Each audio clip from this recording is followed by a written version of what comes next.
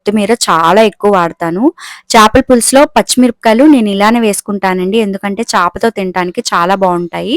అలానే నేను కొంచెం ఎండు కొబ్బరి, కొంచెం వాటర్ ఏసి దాన్ని కచ్చాబిచ్చాగా పేస్ట్ చేసి కూడా వేసుకున్నాను. టేస్ట్ చాలా బావుంటుందండి. తర్వాత నేను చేప ముక్కలన్నీ కూడా ఇట్లా విడివిడిగా పెట్టేసుకున్నాను పులుసులో.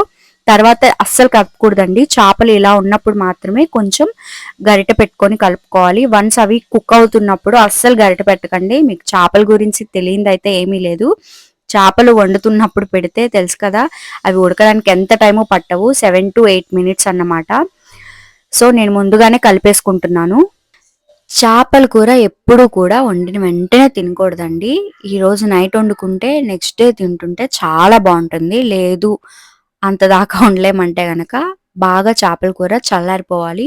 వేడి వేడి అన్నంలో పెట్టుకోవాలి. చేపల కూర కాంబినేషన్ అంటే అదే అండి. చేపల కూర ఎప్పుడు కూడా వేడిగా ఉన్నప్పుడు తినకూడదు. పులుసు అన్నది ముక్కలకి చాలా బాగా పట్టాలన్నమాట. ఇంకా బౌల్‌లో తీస్తున్నప్పటికి కర్రీ అయితే చల్లారలేదు. సో, నేను తిందామని ఒక 2 ముక్కలు కొంచెం గ్రేవీ చల్లారుతదని చెప్పి నేను పక్కకు తీసుకున్నానన్నమాట. వేడిగా ఉన్నప్పటికే మీరు చేపల ఇగురు చూసారు కదా! పులుసు ఎంత చిక్కగా ఉందో, అది చల్లారితే ఇంకా బావుంటుందండి. నేను ఒక 1 అవర్ తర్వాత మళ్ళీ పెట్టుకున్నానన్నమాట. టేస్ట్ అయితే అదరహో అదరహ. ఒక్కసారి ట్రై చేసి చూడండి. చాలా